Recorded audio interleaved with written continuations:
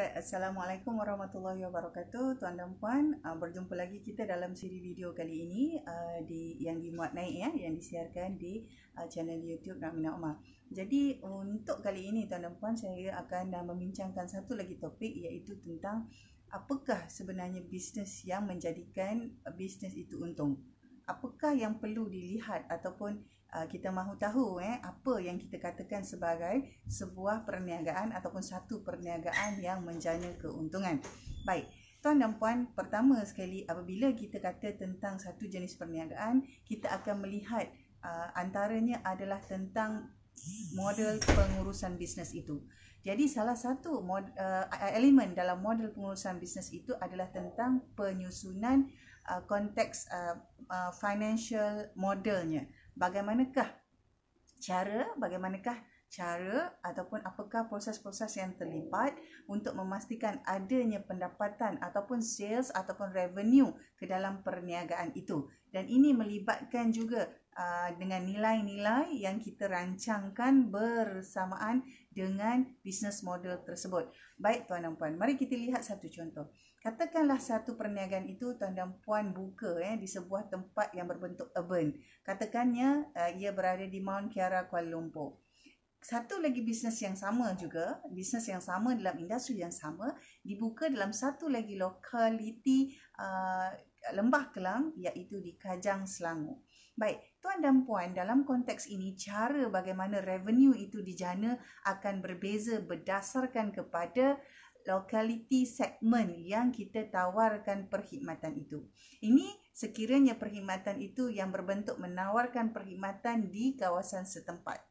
Jadi apabila melihat kepada itu, maka tuan dan puan akan nampak bagaimana penyusunan kaedah keuangan ini ataupun dia punya revenue model ini disusun dan membolehkan perniagaan itu menguntungkan. Jadi sekiranya kita tanya bagaimana kita nak tahu satu model perniagaan itu menguntungkan atau tidak, ini adalah salah satu perkara yang perlu dilihat, iaitu tentang revenue ataupun pengurusan pendapatan. Bagaimana kita susunkan, apakah kemasukannya adalah berbentuk harian, adakah kemasukannya berbentuk bulanan, adakah kemasukannya berbentuk dalam tempoh-tempoh tertentu. Jadi kesemua ini tuan dan puan melibatkan kepada pengurusan dan juga financial model dalam bisnes itu. Bisnes itu masih boleh satu bisnes yang sama, tetapi apabila dia modelnya dijalankan dalam satu lokaliti tertentu dengan satu lokaliti lain, maka bisnes itu mempunyai revenue model yang berbeza.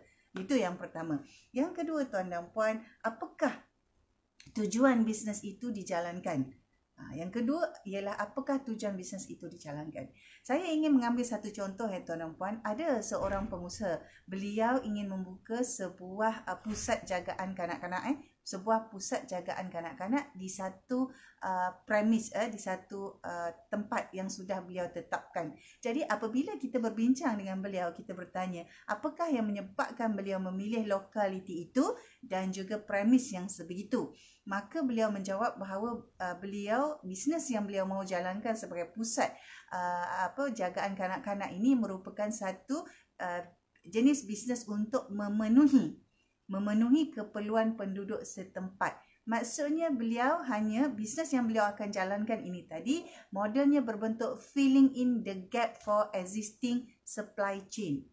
Katakanlah dalam perusahaan pusat pendidikan ini sebenarnya tuan dan puan, kita ada penjagaan kanak-kanak, kita ada yang berbentuk sekolah rendah, kita ada yang berbentuk tadika, kita ada berbentuk pusat jagaan anak-anak dewasa yang berbentuk transit, dan dia ada pelbagai. Tetapi tujuan beliau untuk menjalankan pusat jagaan di kawasan itu adalah berbentuk untuk memberi servis yang ada kelopongan dalam an existing chain of services. Jadi bermakna apakah kos ataupun orang kata pricing package ataupun yuran yang ditetapkan itu mempunyai satu limit.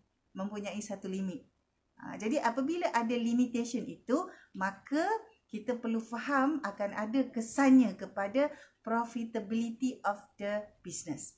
Jadi dia ada caranya, tidak salah untuk kita membuka satu perniagaan untuk filling the gap itu. Tetapi apabila kita faham keadaan itu, maka kita tidak mempersoalkan sama ada boleh ke buka pusat jagaan kanak-kanak, boleh untung ke? Untung ke tak untung ke? Jadi untung atau rugi ini tidaklah bergantung kepada jenis bisnes dan industri, tetapi dia terpengaruh dengan faktor ini, iaitu bagaimana tujuan ataupun apa objektif perniagaan itu dibangunkan. Itu yang kedua. Baik, yang ketiga tuan dan puan ialah tentang bagaimana struktur perniagaan itu dijalankan. Apakah perniagaan itu mempunyai struktur yang jelas? Sebagai contoh, siapakah yang mengetuai organisasi? Siapakah yang menguruskan hal-hal yang berbentuk operasi? Siapakah yang menguruskan hal-hal yang berbentuk begini? Siapakah yang mengetuai bahagian ini? Jadi sekiranya susunan itu disusunkan dan distrukturkan, maka perniagaan itu cenderung untuk dapat dikembangkan dan dapat menghasilkan satu angka ataupun kita sebut sebagai gross profit yang membolehkan mereka menjana net profit yang berpadanan. Kena ada net profit tuan dan puan, kerana itulah yang akan membolehkan sebuah entiti perniagaan itu berjalan mempunyai satu kelangsungan dalam satu tempoh yang panjang. Baik, itu sebenarnya antara 3 faktor penting tuan dan puan apabila kita ingin melihat apakah sebenarnya perniagaan yang kita jalankan itu boleh kita pastikan profitability-nya, atau kita sebenarnya tidak perlu menjalankannya di satu-satu lokasi, ataupun kita tak perlu menjalankan perniagaan itu di situ. Jadi perlu lihat begitu tuan dan puan. Jadi antaranya sekiranya kita ingin menjalankan operasi sedemikian tetapi tidak berbentuk menjana keuntungan, maka aktiviti berkenaan, contohnya sekiranya kita ingin membuat khidmat ataupun servis pembelajaran untuk anak-anak, maka jalankanlah aktiviti itu di bawah satu organisasi yang berbentuk tidak menjana pendapatan. Dengan kata lain, jalankanlah perniagaan itu mungkin di bawah di bawah pengurusan NGO ataupun di bawah badan-badan tertentu seperti persatuan-persatuan keagamaan ataupun yayasan-yayasan tertentu yang tidak mempunyai objektif keuntungan, iaitu non-profit organisation.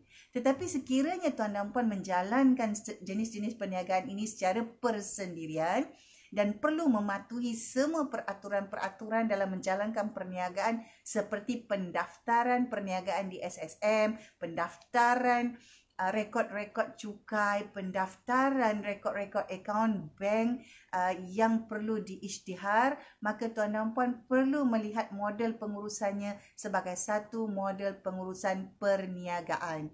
Jadi untuk itu tuan dan puan, dalam video ini saya telah kongsikan kita telah bincang 3 perkara bagaimana kita nak melihat sama ada perniagaan yang kita jalankan, yang kita mahu bangunkan itu ada potensi profitability-nya atau tidak. Jadi kita tidak boleh terus mengatakan bahawa satu bisnes yang dijalankan dalam keadaan sukar, satu bisnes yang dijalankan oleh kebanyakan orang itu tidak dapat diteruskan, bermakna bisnes itu rugi, tak perlu kita buat. Dia tidak begitu, kerana model bisnes ini adalah satu model yang sepatutnya kita buat sebagai a profitable business model. Baik, untuk itu tuan dan puan, saya akhiri video kali ini setakat ini. Jadi semoga apa-apa yang tuan dan puan rancangkan sama ada dalam perniagaan ataupun dalam kerjaya dapat diteruskan, dan tuan dan puan boleh menjalankan sesuatu itu dengan penuh kegigihan dan penuh perjuangan dalam aspirasi yang tuan dan puan bawa. Jadi untuk itu kita jumpa lagi di video akan datang.